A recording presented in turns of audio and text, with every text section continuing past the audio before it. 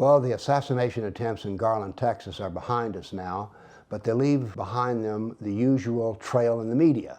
Here in Nashville, Tennessee, there was an article which said not to lump all Muslims together, not to confuse these jihadi Muslims with good Muslims. Well, I'd like to talk about that because we don't want to confuse them. They're different from each other, but they are also one and the same. Let's examine how they could possibly be one and the same. First off, they're both Muslims.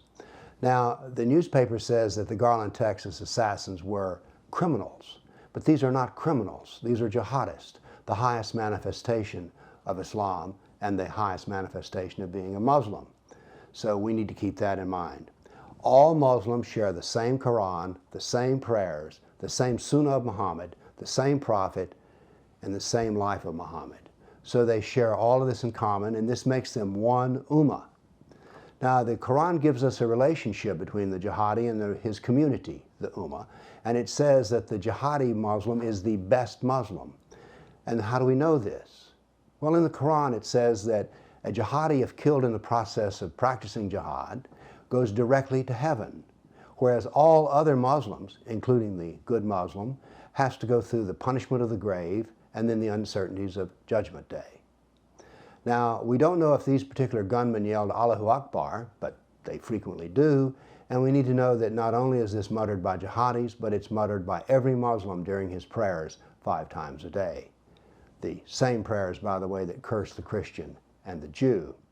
So there's a great deal of relationship between the jihadi Muslim and the ordinary Muslim, and we need to see that they all come from the same doctrine. They both represent Islam. Now, this article goes further to say that they want to live, all Muslims want to live in a democratic, prosperous society. I have no doubt about the prosperity, but I'm less clear about that than about the democracy bit. Because you see, all Muslims are supposed to submit to the Sharia, and the Sharia prohibits democracy, because that would put the Kafir in the same level of relationship with the Muslim. And by the way, the jihadi Muslim and the good Muslim all share the fact that I'm a Kafir, a despised, hated, filthy animal. So there's a lot of relationships between the jihadi Muslim and the ordinary Muslim, and we should all lump them together because they're all part of one ummah. Now, by the way, as a sidebar here, it's said that, well, the good Muslims say, oh, we deny the violence of these jihadi Muslims. Really? Why should they? Muhammad himself repeatedly ordered Muslims to kill those who opposed and who satirized Muhammad. So the act in Garland, Texas was pure Islam. Thank you.